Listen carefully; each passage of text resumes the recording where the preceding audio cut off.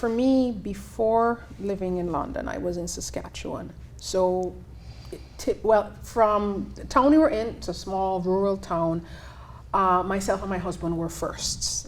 So I was the first black person to work in the public library system, reference librarian. And it was just interesting because this is not too long ago. Your fate. You know, so I had those situations where I made a deliberate choice always to wear this little tag that said library staff. I noticed that none of my coworkers wore it, but I did it all the time because people would assume I was just a regular customer or just a patron of the library. And in times when I can help you, I see someone clearly looking for something, you know, and then I'd be like, oh, can I help? Are you looking for? No, it's okay, fine. Then I'll go and sit at the reference desk, which clearly places me in that position where if you need something, the same person would then come to the reference desk and ask, it's fine, I am going to help you. I found the item or what you're looking for. So that comes up even from the perspective of my husband. Dealing in a front-facing customer service role, that experience where you said next in line and the person actually said, no, I'll wait on someone else because I don't know who speaks English. He actually got that said to him. And he was really surprised. You have those situations. I think one of the difference is coming from a place like Jamaica where the majority of the population is black. So teachers, doctors, lawyers, professors. And when you have children in that environment, they see that as a norm.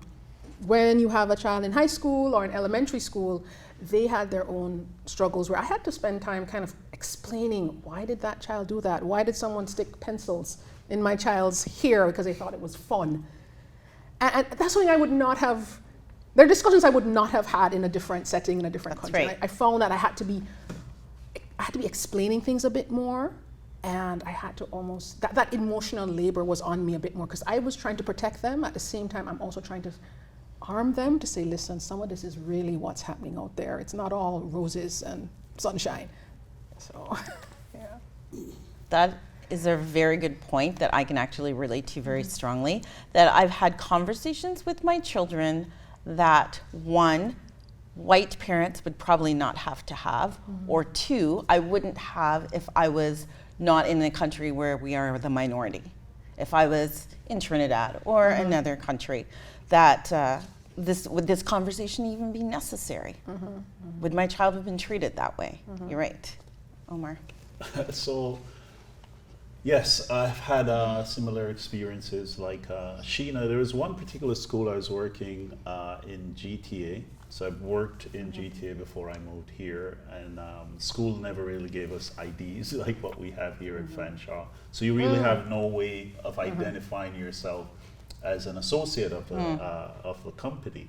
And I remember going to one class and I had forgot my keys and went to the security guard to ask him to open the door for me so I could get in and start my class, and he refused because he never believed that I was actually the instructor.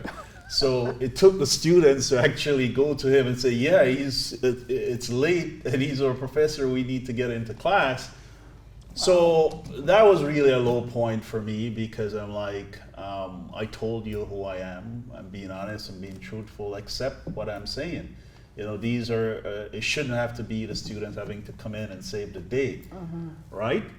So those are issues that I probably would never have in my home country or something like that. But I think many of the issues that we face are based on ignorance.